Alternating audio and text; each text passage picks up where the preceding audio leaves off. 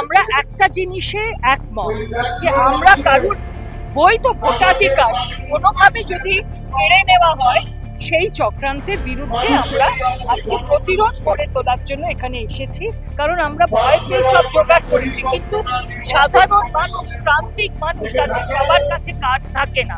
নির্বাচন কমিশন কিন্তু একটা কনস্টিটিউশনাল বডি, সংবিধান নির্বাচন কমিশনকে তৈরি করেছে। তাহলে আমাদের সাধারণ মানুষের যাওয়ার জায়গা কি? আজকে নির্বাচন কমিশন আজকে একটা পার্টি অফিসে পরিণত হয়েছে।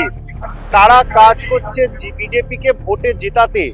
ওখানকার নেতারা যখন এখানে ভাষণ দিতে আসেন, এখানকার 99% মানুষ কিছু বোঝেই না। তো একটা ভাষা সমস্যা মেনলি এটা দীর্ঘদিন ধরে হচ্ছে, এবং তার মধ্যে মমতা বন্দ্যোপাধ্যায়ের কোনো বিকল্প নেই।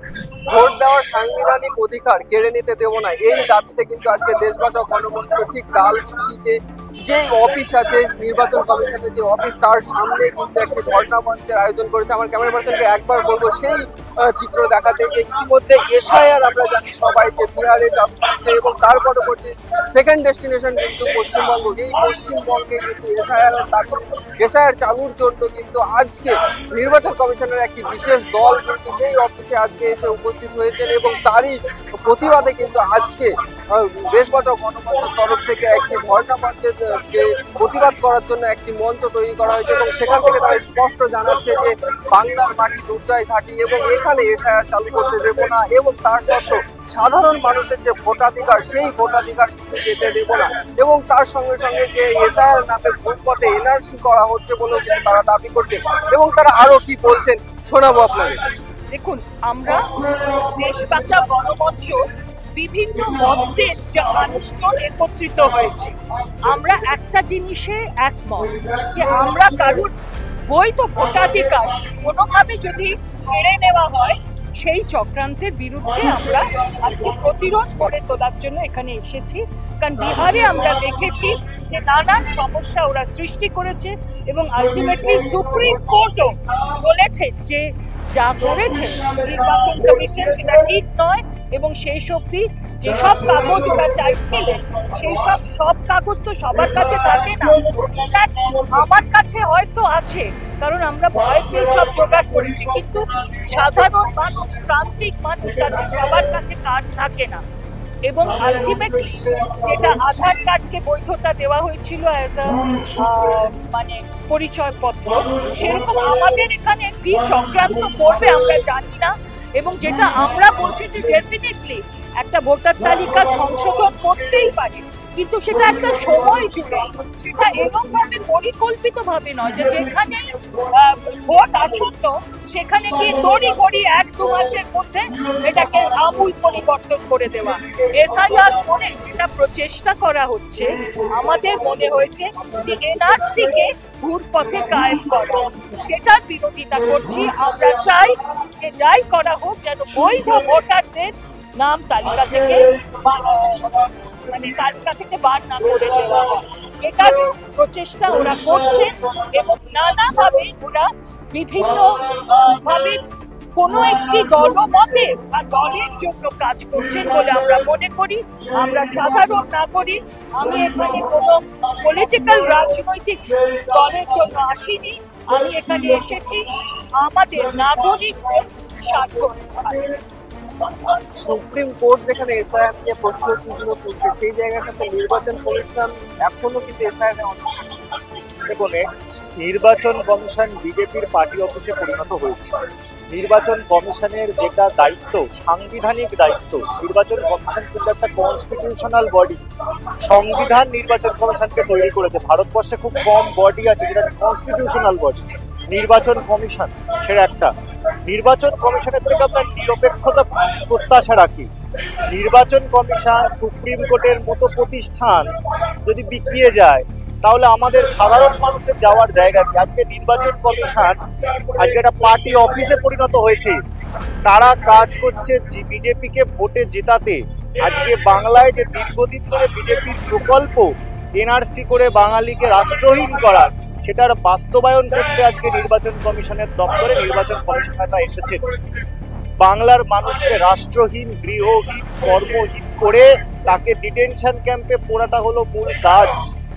এর আগেও হয়েছে এসআইআর, এমন না রিভিশন প্রথমবার হচ্ছে, কিন্তু এবারে একটি উদ্দেশ্য প্রণোদিত ভাবে চক্রান্ত করে বেছে বেছে মানুষকে রাষ্ট্রহীন করার জন্য এই কাজ শুরু হয়েছে।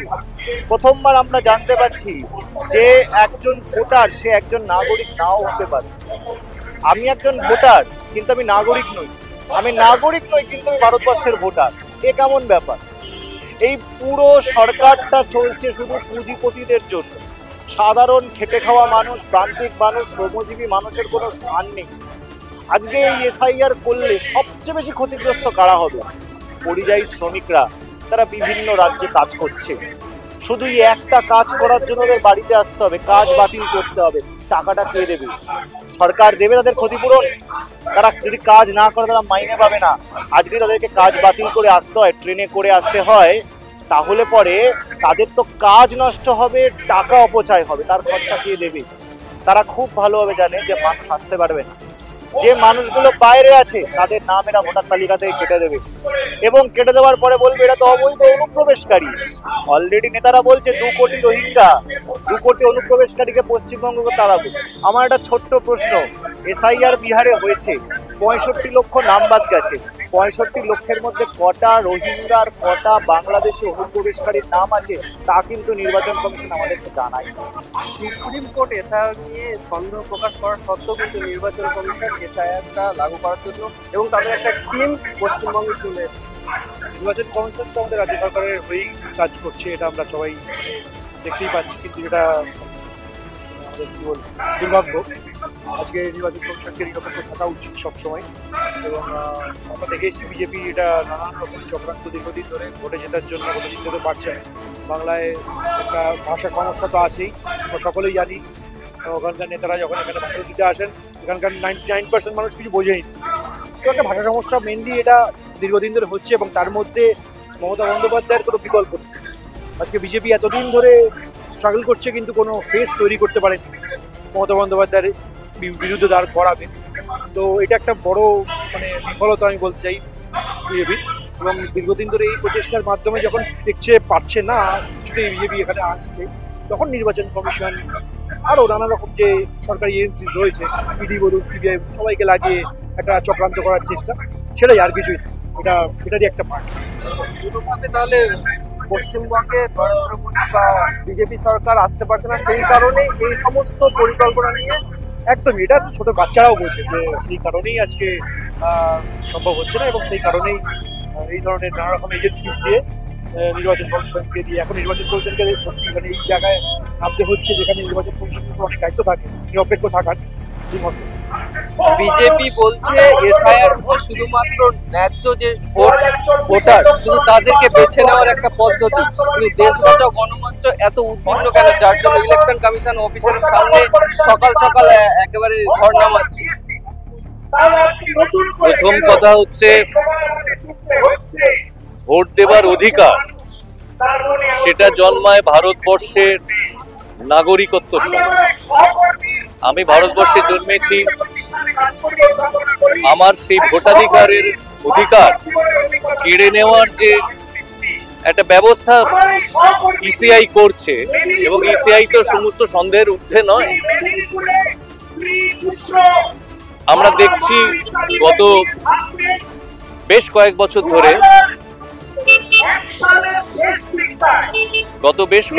ধরে কয়েকটা নির্বাচনে ইসিআই এর ভূমিকা আমরা অত্যন্ত নক্কারজনক যেটা মনে হয়, এবং যেটা বক্তব্য তারা যা রাখছে তার মধ্যে এত ধোঁয়াশা, যে কারণে ওনাদেরকে জিজ্ঞাসা করলেও কোনো কিছু উত্তর ওনারা সদুত্তর দিতে পারছে না। অদ্ভুত অদ্ভুত কথা বলছেন যেগুলো অত্যন্ত হাস্যকর। সেই কারণেই এই এসআইআরটা আসলে কি সেই জিনিসটা ওরা আগে পরিষ্কার করুক, তারপরে আমরা এখানে বাংলায় এসআইআর করতে দেব কি দেব না সেটা বাংলার মানুষ ঠিক।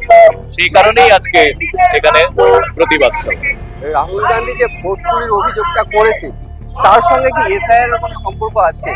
না, এসআইআরটা তো একটা অন্য ব্যাপার। এসআইআর এর যে স্পেশাল ইন্টেন্সিভ রিভিউ সেটা করার কারণটা কি সেটাই তো পরিষ্কার না।